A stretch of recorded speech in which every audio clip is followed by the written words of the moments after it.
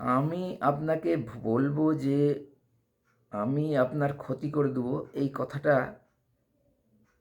হতেই পারে না। শুধু না, এই কথাটা মানে ন্যূনতম কল্পনার চেয়েও বাইরে।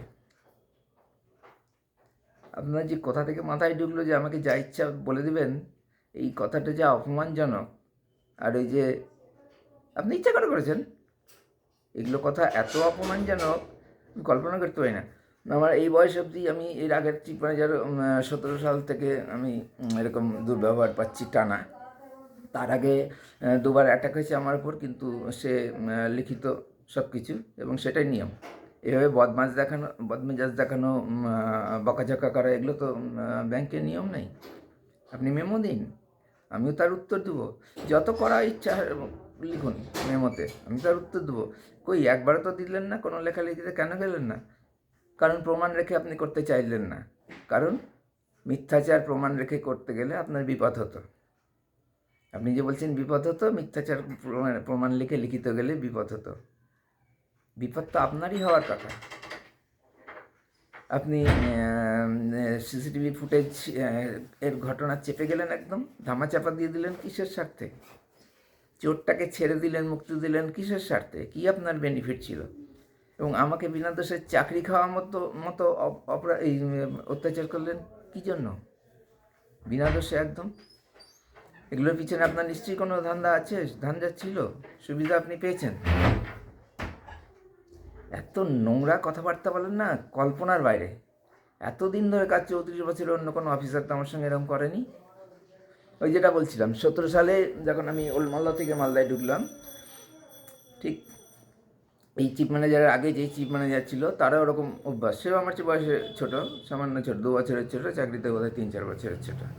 চাকরি আমি অনেক অল্প বয়সে ঢুকেছি, আমি জেনারেল, কোনো মোটা না।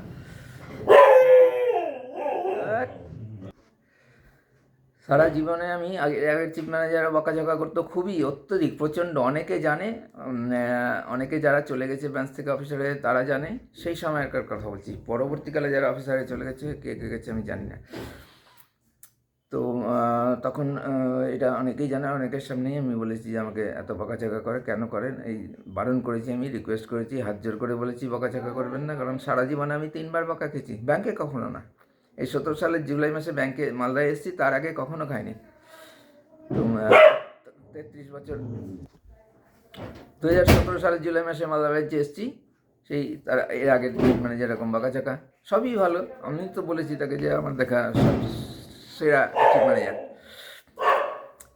একই বকাঝকা দিনের পর দিন সহ্য করতে পারলাম না, প্রতিবাদ করলাম, উনি আমাকে ক্যাশে পাঠিয়ে দিলেন। আমি তো ক্যাশে বেশি কাজ করিনি।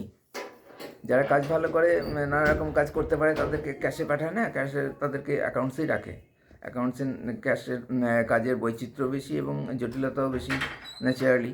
ক্যাশটা আপাত দৃষ্টিতে মনে হয় খুব ডেঞ্জারাস কাজ, কিন্তু ক্যাশটা অত ডেঞ্জারাস না। ক্যাশটা ভুল হওয়ার চান্স খুব কম, ভুল হয়ে পরে ধরা পড়বে এর সম্ভাবনাও খুব কম। বিভিন্নভাবে ক্যাশে আমাদের কাজে লাগায় না, যারা ভালো কাজ করে তাদের অ্যাকাউন্টসেই বেশিরভাগ রাখে।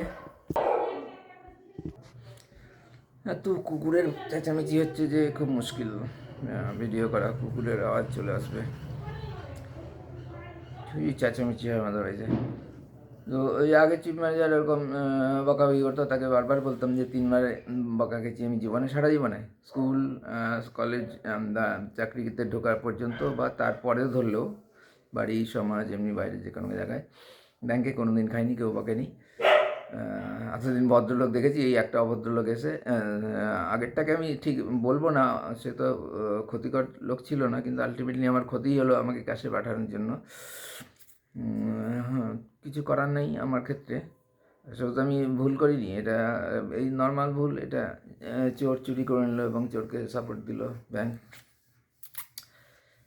তো যে কখনোই বকার কথা শুনেনি, তাকে এরকম অপমানজনক কথা শুনতে হবে রোজ রোজ, বারে বারে, এবং তার অকল্পনীয় অপমান। একটা সহ্যের সীমা আছে তো, কোনটা আমার পক্ষে অ্যাপ্রোপ্রিয়েট, আমার সঙ্গে যায়, আমার সঙ্গে ম্যাচ করে, যে হ্যাঁ এটা হতে পারে। এই কথাগুলো তো আমি বলতে পারি না। এর আগে একবার বলেছি বোধহয়। ব্যাপারটা এরকম যে আমার মাথায় একটাও চুল নাই, আর আপনি জোর করে বলছেন এটা আপনার চুল, আপনার চুল। আরে একটাও চুল নাই, যে আমার চুল কী করে হবে? তো এটা তো প্রমাণ করতে পারবো না আমি যে ওটা আপনার চুল, কারণ আপনি হচ্ছেন মালদার ভাষায় হ্যান্ডটা, আপনি মানতে চান না। আহ, আপনি জেদ নিয়ে বসে আছেন যে এটা আপনারই চুল, প্রমাণ করবেন গলার জোরে। গলার জোর ব্যাংকেই।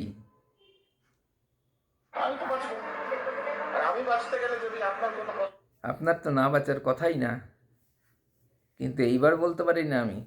ঠিকঠাক ঠিকঠাক যদি ব্যাংক বা অন্য কোনো উচ্চ